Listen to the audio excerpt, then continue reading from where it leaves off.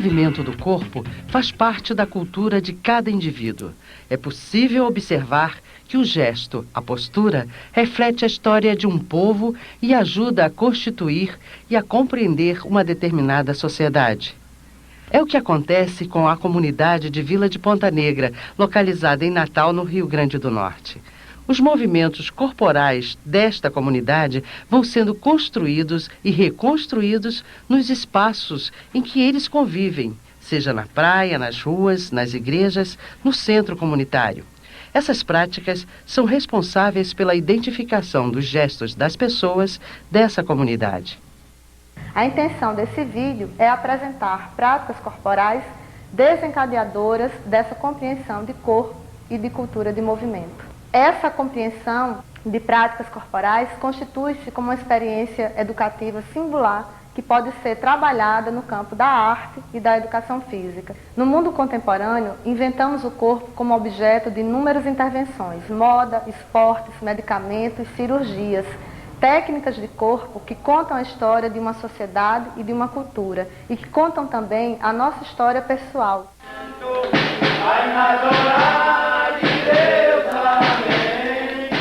Todos os povos se movimentam, caminham, correm, saltam, rolam, praticam esportes, dançam e se relacionam também. A esse conteúdo cultural corresponde comportamento de movimento, formas de se movimentar específicas de uma determinada cultura. O conceito de cultura de movimento refere-se às relações entre essas formas de se movimentar e a compreensão de corpo de determinada sociedade, de uma comunidade, de uma cultura.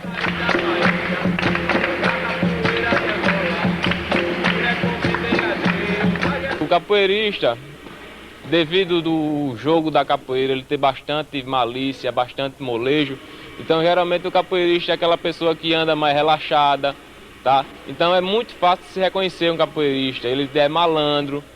É dentro da cultura da capoeira que se desenvolve a própria postura das pessoas. Falando do histórico da capoeira, ela surgiu na época da escravidão, tá, com a chegada dos negros aqui no Brasil, onde eles eram trazidos para trabalhar nos canaviais, nos engenhos. Eram aprisionados e devido à ânsia de liberdade que eles tinham, eles fugiam e propriamente eles começaram a criar a sua arma de defesa, a sua arma de luta. Na capoeira nós temos os 4 ou 5 tipos de movimentos. Os movimentos que nós chamamos de defensivos, que são os movimentos de esquiva, que o capoeirista usa para se defender. Os movimentos ofensivos, que são os golpes de linha. Os movimentos traumáticos, são os golpes giratórios, geralmente bate com o calcanhar, por isso que é chamado de traumático, porque onde o calcanhar bater, ele vai deixar uma lembrança não muito agradável. E os movimentos desequilibrantes, que são os movimentos de queda. Na capoeira também tem queda. E tem outros movimentos que são chamados de movimento de floreis, que são os movimentos de embelezamento da capoeira. São os saltos, as movimentações. Então, hoje em dia, o capoeirista joga, luta e dança capoeira.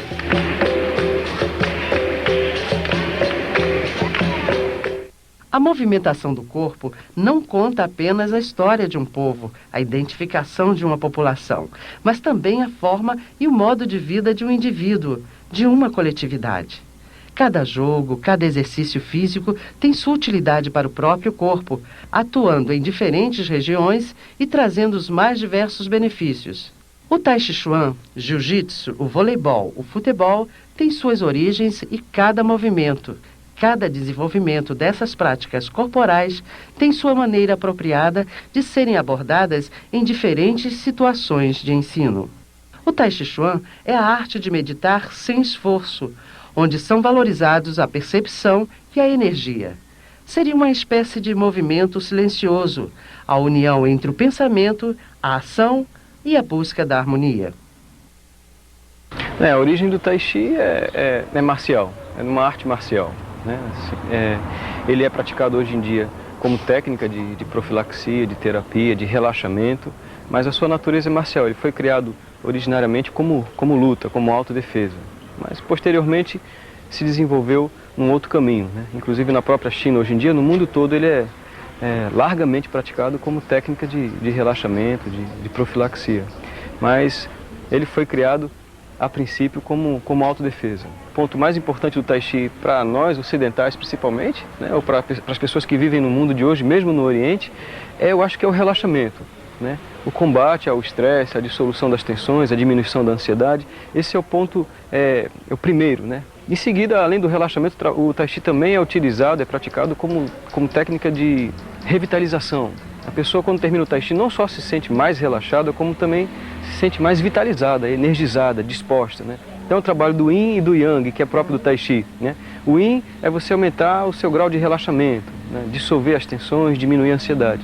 E o trabalho Yang é você aumentar o nível da sua energia, da sua disposição, né? Da sua vontade de viver, de se relacionar. Então, o Tai Chi trabalha nessas duas frentes, relaxamento e energização. Os passos de natureza marcial ganharam o nome de movimentos de animais, de elementos da natureza, como mover as mãos como nuvens, né? A serpente rasteja, o galo dourado sobre uma perna, acariciar a crina do cavalo, né? São movimentos de natureza marcial, mas ganharam um nome, né, por semelhança plástica com movimentos de animais, com elementos da natureza e etc. Considerada como uma arte suave. No Japão, é vista como um combate sem armas. Esse tipo de arte marcial procura agir sobre os pontos de menor resistência e sobre as alavancas articulatórias, a fim de desequilibrar o adversário. Nesta luta, a força é pouco utilizada. Na China, foi vista como prática bélica e no Brasil chega pelas mãos de Carlos Gracie, iniciando-se em Minas Gerais, depois São Paulo e Rio de Janeiro. Bom, o jiu-jitsu se iniciou na Índia, com os monges. Nas suas peregrinações, eles eram assaltados constantemente e eles tentaram desenvolver uma arte de acordo com os princípios da religião, onde não machucasse tanto o adversário e usasse de alavancas para... A intenção era imobilizá-lo e se defender desses possíveis assaltantes. A gente costuma comparar o jiu-jitsu ao jogo de xadrez, que ele seria uma espécie de xadrez corporal, assim, onde ambos é necessário raciocínio e estratégia para se vencer, né? E no jiu-jitsu, assim como no xadrez, uma simples pegada errada ou um desequilíbrio de peso pode ser o bastante para se tomar um checkmate ou o fim da luta por uma finalização. Aqui nos treinos a gente aprende a controlar sensações como medo, falta de vontade, de confiança, e a transformá-los em atitude, força de vontade e autoconfiança para encarar os desafios impostos pela vida, digamos assim. E é dessa forma que eu acho que o jiu-jitsu, assim como outras artes marciais, podem contribuir no desenvolvimento humano.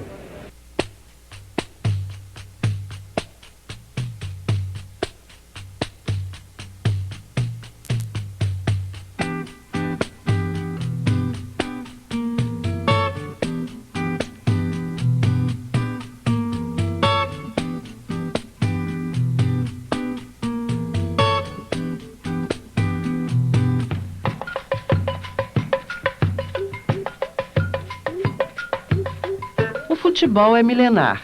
Era praticado na China no ano de 206 e na Grécia no ano 20 a.C. O futebol moderno teve origem na Inglaterra e chega ao Brasil em 1894, através do brasileiro Charles Miller. Bem, nós temos notícia que aqui no Brasil surgiu uma primeira partida de futebol feminino, foi na década de 10, 1913 especificamente. Mas em 1921, que foi a primeira partida também assim, entre mulheres e mulheres, que se surgiu, foi em São Paulo, mas a partir daí o que aconteceu? Essa prática ela foi praticamente extinta, ela foi apenas de apresentação em circos. E na década de 80, o futebol feminino ele foi incluído aqui na universidade, com a modalidade de futsal feminino.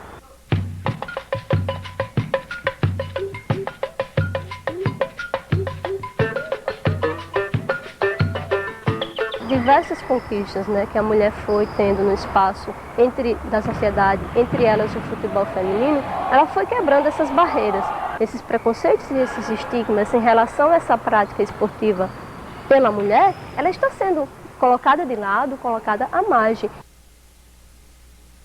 A linguagem do corpo, a mais expressiva da linguagem não verbal, sua simbologia pode ser vista no dia a dia, nas conversas banais, até na marcação de uma partida de futebol, de um set de vôlei. O voleibol foi criado pelo americano William Morgan em 1895 com o objetivo de criar um esporte menos cansativo para as pessoas idosas. O vôlei é um esporte coletivo e tem grande importância a questão de equipe, a parte de socialização do grupo, porque é um esporte onde ninguém faz nenhuma ação sozinha, você sempre depende de outra pessoa. E como você depende de outra pessoa, você precisa estar interagindo o tempo todo com todas as pessoas que estão na quadra, inclusive com as pessoas que estão no banco de reserva também. É um esporte que obrigatoriamente exige essa interação social do grupo. Os fundamentos básicos do vôlei são o toque, a manchete, o ataque, o saque e o bloqueio. A manchete é o principal fundamento da defesa e do passe. Atualmente, como houve uma mudança de regra e pode dar 2 toques na primeira bola, está se usando também o toque. As pessoas estão indo mais para frente para poder passar e defender de toque também. O bloqueio se usa para deter o ataque do adversário. O ataque, como o nome já diz, é a forma de ataque da equipe. O saque também é uma forma de ataque. Também é usado o saque viagem, o saque parado também é usado como uma forma de ataque contra a equipe adversária.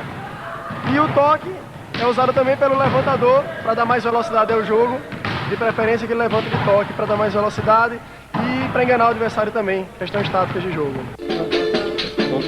A linguagem corporal interfere de maneira direta na cultura, no cotidiano das pessoas. Para o grupo de dança Pastoril da Saudade, movimentar o corpo em passos e gestos vão além de um divertimento e preservação da cultura. É a representação de um ideal de vida. O pastoril é uma dança dramática de origem europeia e seu sentido original foi religioso, ligado à celebração do nascimento de Jesus. Quando essa manifestação saiu das igrejas para as ruas, tornou-se profana. Algumas modificações foram feitas, como a troca de personagens. As componentes deixaram de ser meninas inocentes para dar lugar às mulheres vividas. Na Vila de Ponta Negra, essa realidade é bem viva através do Pastoril da Saudade, criado há mais de 20 anos.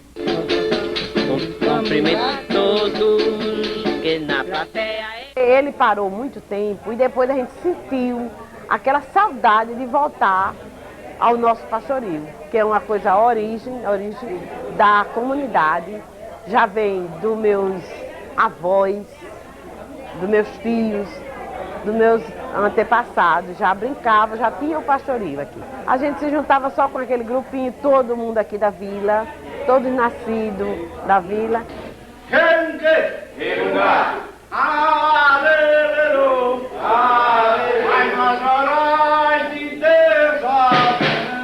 O Congo de Calçola é uma dança dramática de origem africana, que rememora costumes e a vida em grupo.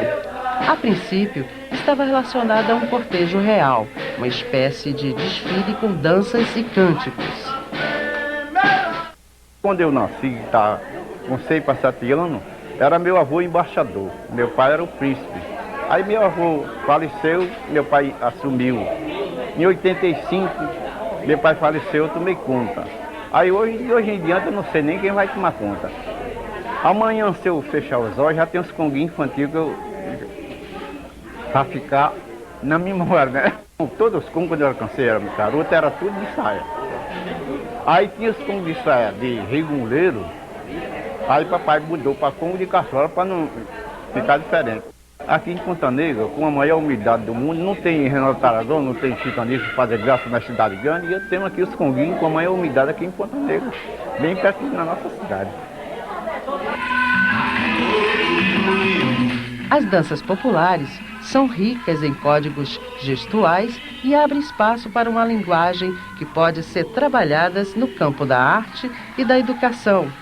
Lembramos o termo criado pelo dramaturgo e coreógrafo Laban, a coreologia. A intenção de Laban foi fazer do ensino da dança um meio de desenvolver as características humanas de expressão e criação, com o objetivo de educar através da dança.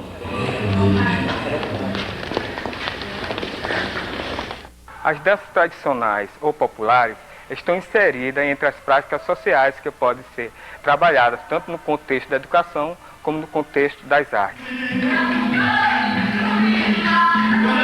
O Grupo Parafolclórico da UFRN é um projeto de extensão do Departamento de Educação Física dessa universidade e nasceu na disciplina folclore.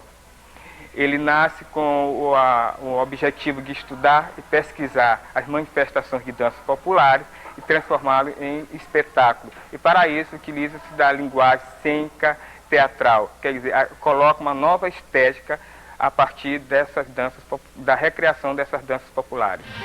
A expressão corporal amplia o desenvolvimento da linguagem corporal, podendo ser aliada à dança, ao teatro e a outras formas artísticas. A improvisação é uma das técnicas da expressão corporal.